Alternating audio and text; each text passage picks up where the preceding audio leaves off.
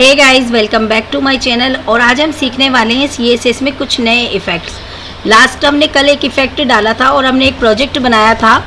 I hope आपको वो बहुत अच्छे से समझ में आया होगा और आप सभी ने उसको कर लिया होगा।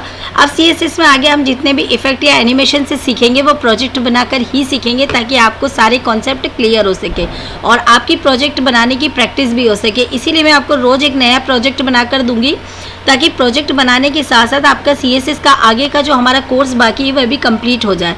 तो ठीक है, मैं डेली आपको एक प्रोजेक्ट बनाऊंगी और प्रोजेक्ट के साथ साथ ही आपके CSS के जो कोर्स बच रहा है उसको कंप्लीट करवाऊंगी। तो आप बिल्कुल टेंशन नहीं लें, आप मेरे साथ पूरा CSS सीखने वाले हैं।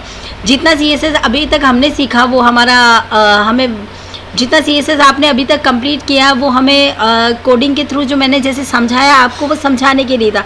लेकिन अब आगे के CSS के जितने भी पार्ट्स हमारे बच गए हैं वो सारे प्रोजेक्ट बनाकर ही मैं आपको एक्सप्लेन करने वाली हूँ, क्योंकि प्रोजेक्ट बनाकर एक्सप्लेन करूँगी तभी आपको वो बहुत अच्छे से समझ में आएंगे और आपके माइंड में क्लियर हो जाएंगे। तो ठीक है, चलो ये मैंने एक इफ़ेक्ट बनाया है, आपको दिखाई दे रहा है। ये मैंने बहुत अच्छे तरीके से इसको डिस्प्ले कर दिया है और आप देखते हैं मैंने इसको क्यूब बना के रोटेट किया है। ये क्यूब्स बन के रोटेट हो रहा है और ये बहुत अच्छा इफेक्ट है। जब ऐसे इफेक्ट हम अपनी वेबसाइट्स में साइड में लगाते हैं तो बहुत अच्छा इफेक्ट, हमारी वेबसाइट जो होती है बहुत अट्रैक्टिव लगती है, बहुत इफेक्टिव लगती है। तो ठीक है, मैं इसका पूरा कोड आपको देने वाली हूँ। मैंने कोड को पहले से बना के रखा है क्योंकि टाइपिंग करने में बहुत टाइम हो जाता है, तो मैं आपको पूरा कोड देने वाली हूँ। तो चलते हैं हम अपने VS कोड की तरफ और मैं अपने VS कोड में आपको दिखाने वाली हूँ। ये index.html में हम आ गए हैं और यहाँ पे मैंने कुछ नहीं किया है, मैं आपको ये पूरा एक्सप्लेन करने वाली हूँ। यहाँ पे हमने कुछ नहीं किया है। ये देखिए, मैंने डिव में एक क्लास बनाई है क्यूब नाम की।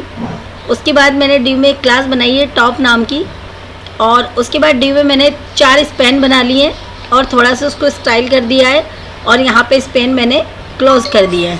ठीक है, तो अब मैं आपको ये इतना छोटा सा हमारा HTML का पार्ट है, इसको मैं CSS में बताती हूँ कि CSS में हम कैसे करेंगे। तो CSS में सबसे पहले मैं क्यूब ले लूँगी। डिव में जो क्लास हमने क्यूब वाली बनाई है, सबसे पहले मैं यहाँ पे क्यूब ले लूँगी। ये मैं आपको दिखाती हूँ। सबसे पहले मैं आपको इतना तो आता ही है CSS में कि पहले हम मार्जिन को 0 देते हैं, पैडिंग 0 दे देते हैं, बॉक्स सिजलिंग यानी एक बॉर्डर बॉक्स में बनाते हैं हम सब चीज़। फिर मैंने सबसे पहले बॉडी वाले कंटेंट को क्लियर किया है। बॉडी में यहाँ पे मैंने डिस्प्ले फ्लेक्स दे दिया है। कंटेंट मैंने सेंटर में दे दिए कि भाई जितने भी कंटेंट हो मेरे सेंटर में आने चाहिए, मेरे जितने आइटम हो सेंटर में आने चाहिए और मेरे आइटम्स की जो हाइट है वो 100 VH रहनी चाहिए और मेरे बैकग्राउंड का जो कलर है वो ब्लैक होना चाहिए। ये मैंने बॉडी को दे दिया है।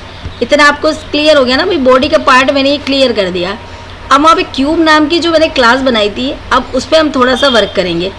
अब उसको डिज़ाइनिंग में क्या दिया है, मैंने कहा है भाई मेरी क्यूब वाली जो क्लास है उसकी पोजीशन को तो रख दो रिलेटिव और विद उसकी दे दो 300 पिक्सल और हाइट भी दे दो 300 पिक्सल और उसका ट्रांसफॉर्म स्टाइल मैंने 3D दे दिया है ताकि वो 3D लगे। ठीक है, और रोटेक्स मैंने दे दिया है 360 डिग्री। कितना दे दिया है मैंने? 360 डिग्री। ठीक है, और एनिमेट मैंने ये लाइनर इन्फिनिटिव दे दिया है। ठीक है, इतना आपको समझ में आया। 4 सेकंड तक मेरा एनिमेशन चलना चाहिए। ये इतना आपको पूरा समझ में आ गया। ये क्यूब वाला पार्ट है जो मैंने आपको समझाया। यहाँ पे मैंने की फ्रेम डाल दिया। की फ्रेम में मैंने क्या डाला है कि ये रोटेट कैसे होना चाहिए, 30 डिग्री से 0 डिग्री तक और फिर 30 डिग्री से 360 डिग्री तक ये मेरा रोटेट होना चाहिए। ये जैसे रोटेट हो रहा है ना मेरा, ये ऐसे रोटेट होना चाहिए। ठीक है, इतना आपको समझ में आया। अब आप देखिए, अब मैंने दूसरी वहाँ पे index.html में क्या लिया था, मैंने एक डिव लिया था। ये डिव लिया है मैंने, आपको दिख रहा है ना ये वाला डिव। तो यहाँ पे मैं इस डिव को ले रही हूँ, क्यूब के अंदर जो डिव है मेरा उसको ले रही हूँ। मैं कह रही हूँ इसकी पोजिशन को भी कर दो एब्सोल्यूट और टॉप से इसका मार्जिन 0 कर दो, लेफ्ट से 0 कर दो, विद इसकी 100% कर दो, हाइट इसकी 100% कर दो और ट्रांसफॉर्म में इसका स्टाइल कर दो 3D। स्टाइल कौन सा दे दिया मैंने? 3D, ताकि हमें 3D में दिखाई दे। ठीक है, अब आप नीचे देखिए, मैंने एक स्पैन दे दिया है। जो स्पैन नाम की हमारी क्लास है उसको मैं डिफाइन कर रही हूँ यहाँ पे। उसका भी पोजीशन मैंने एब्सोल्यूट ही किया है।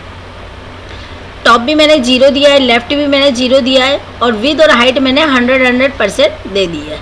और बैकग्राउंड जो है मैंने कौन से कलर का दे दिया है, ब्लैक एंड ग्रीन, ठीक है।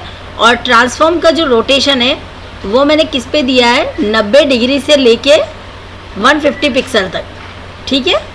इतना आपको समझ में आया। अब मैंने एक टॉप नाम की आईडी यहाँ पे और बनाई है, ये मैं आपको दिखा देती हूँ।